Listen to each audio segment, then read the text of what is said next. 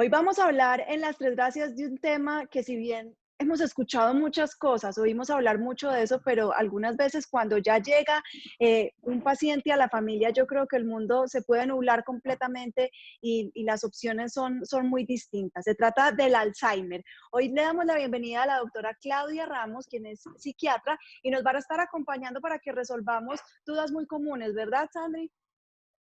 Así es, doctora Claudia, bienvenida a Las Tres Gracias, de verdad, un placer tenerla, pero sobre todo que hablemos de lo que decía Cami. Muchos hemos escuchado hablar del Alzheimer, pero poco realmente sabemos qué es, qué hace que esta sea una enfermedad tan triste y sobre todo que evolucione en algunos casos tan rápido.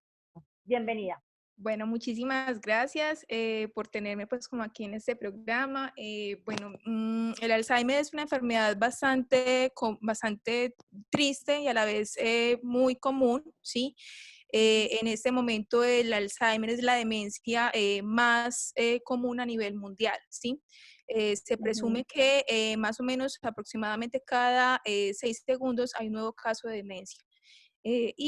Pues esto es mucha gente, de hecho se espera que alrededor de unas 150 millones de personas en el mundo tengan este tipo de patología para el año 2050. Entonces, por eso el afán en este momento de diferentes especialistas, diferentes científicos en todo el mundo para tratar de encontrar una solución a esta enfermedad o idealmente una forma de prevenirla de manera efectiva.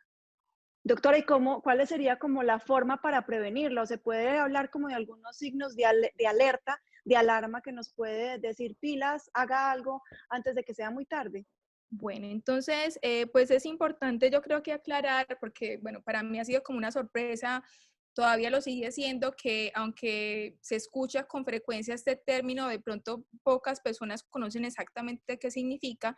La enfermedad de Alzheimer hace parte de un grupo grande de lo que conocemos como trastornos cognitivos mayores o trastornos neurodegenerativos.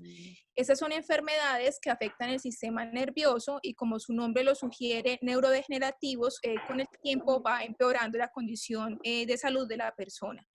Entonces, no, demencia, cuando uno le pregunta como a varias personas, en algún momento, en un fellow que hice hace unos años, uno de los ejercicios que hicimos para una clase fue preguntarle a diferentes personas de diferentes partes del mundo qué entendían por demencia y algunas personas consideraban que demencia era como perder la mente o pues, estar loco, entre comillas, pero sí y no, o sea, no es enloquecerse, ¿sí? Pero la demencia hace alusión a una pérdida como esas funciones que nosotros tenemos como humanos que nos hacen superiores de cierta manera al resto de las especies animales, ¿sí? Por ejemplo, la capacidad de pensar, de abstraernos, de aprender, de recordar cosas.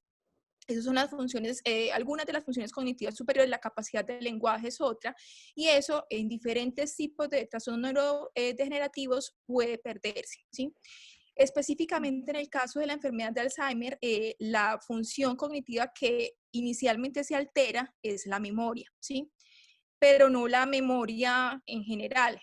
Lo que inicialmente se afecta es la memoria reciente, ¿sí? O sea, el hecho de poder nosotros como recordar que vivimos hace una semana, hace un día, anoche, por ejemplo, qué compromisos tenemos próximamente, eso hace parte de lo que conocemos como memoria reciente.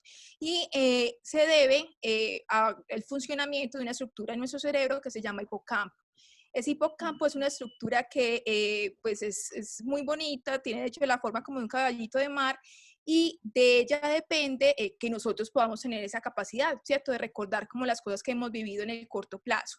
Ya para cuando pasa algún tiempo y esos recuerdos tuvieron alguna relevancia, este hipocampo no se queda con esa información, sino que la manda a otras partes del cerebro.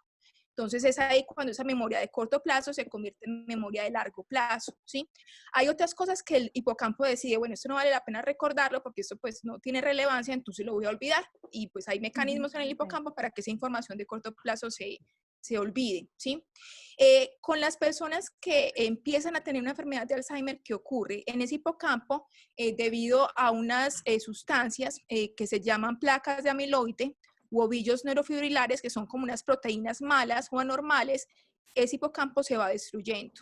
Entonces, ¿eso qué va a implicar? Va a implicar que la persona no va a ser capaz de recordar las cosas del corto plazo, ¿sí? Entonces, no va a ser capaz, por ejemplo, fue a pasear hace una semana, por decir cualquier cosa. Sí. Es cuando empieza a tener un Alzheimer, ya no va a recordar ese paseo de la semana pasada, ¿sí?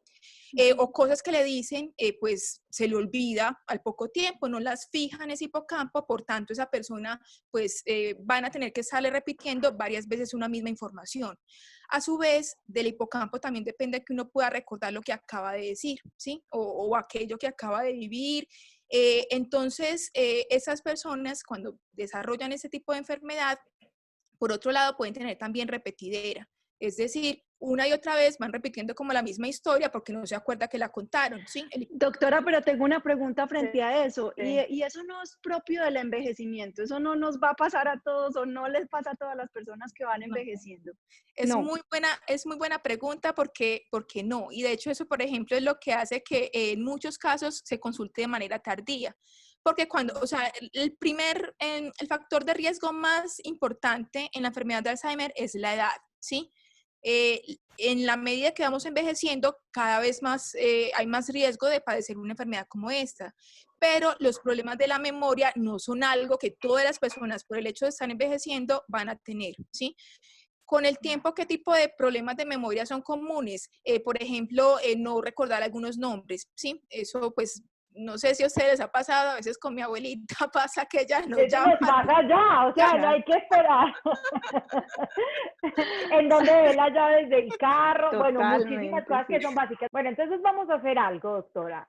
Como este tema está tan interesante, vamos a dejarlo acá, pero enseguida vamos a retomar con inquietudes y preguntas acerca del Alzheimer. Creo que una enfermedad que, como lo mencionamos al inicio, deja secuelas muy tristes en quienes han tenido que vivir o han tenido un ser querido viviendo, pasando por esta enfermedad. Entonces, vamos a dejarlo aquí un ratico, pero enseguida nos volvemos a encontrar.